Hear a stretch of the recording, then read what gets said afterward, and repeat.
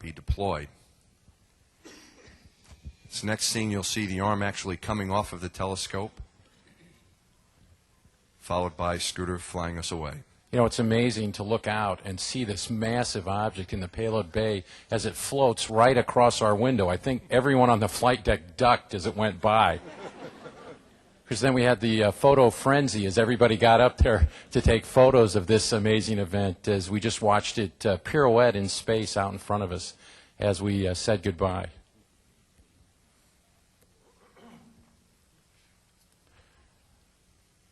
I think the telescope looked like it was in great shape there. Rick is using the handheld laser again to take a mark as we drift away. You can see you got 435 feet out. And we had our final goodbye looks as we sped away from the Hubble and left it behind. It's just a tremendous jewel for NASA and the world. Let me tell you, after 9 hard days, we were looking forward to a day off like you look forward to a 2-week vacation. And we're getting ready for the morning there. There's our personal kit. If it's not tied down or Velcroed, you're probably going to lose it on orbit. Here's a cycle ergometer machine that we traded out twice a day to allow folks enough room to work out. There's Mike getting his workout. Let me tell you, exercise felt great up there. It was a real necessity. Lunchtime on the middeck. Not much extra space, but it's a good thing we all got along with each other. Mike did a good job that day, so here's his reward. The Earth really zings by. Here's a look straight down at the coast of South America going into the Andes. You can see how fast we're moving, even though we're 350 miles up. Scooter's taken some Earth observation shots with a little bit of spare time on that day off. We got some wonderful views. You can really see the curvature of the Earth up there, up from 350 miles. And we also got some nice sunrises up there. Happens every hour and a half. We did a burn the next day to get ready for entry. You can see Nancy didn't have her seatbelts on. She's hanging on for dear life. And then the day after that, it was time to come home. We put on our suits and did our deorbit burn and began to fall back into Earth's atmosphere. Things really started to heat up and started flashing outside.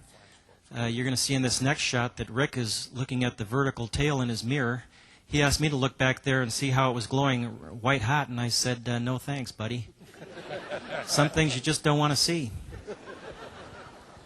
Finally, as we're coming into the Cape, we got our first good look at the ground. It was just a beautiful night as we're falling. This is an infrared shot. You can see the shuttle, the belly of the shuttle heated up from the entry. It's glowing white hot.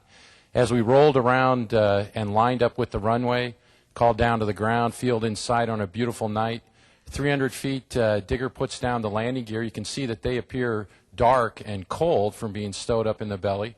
And then this is the shot we had as we came in for landing that night as the runway pulls up in front of us.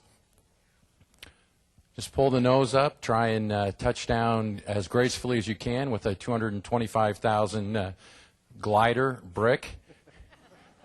You can see the landing gear as we touch down here are going to spin up and heat up, become sort of white hot right after touchdown. Drag chute comes out. And that landing was so much fun, we wanted to do it again. So.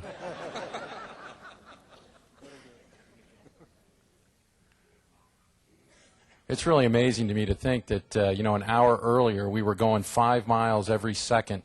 Now, here we are back at our home at Kennedy where we started, stopped at the end of the runway where the convoy comes out to greet us. Everybody, we stop on centerline there. We all jump out and have a chance to shake hands and say hello.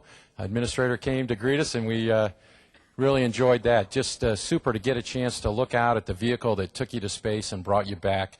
Everybody was really pumped up to be home. And just one chance to say hello and salute all the folks that worked so hard to make this mission a success.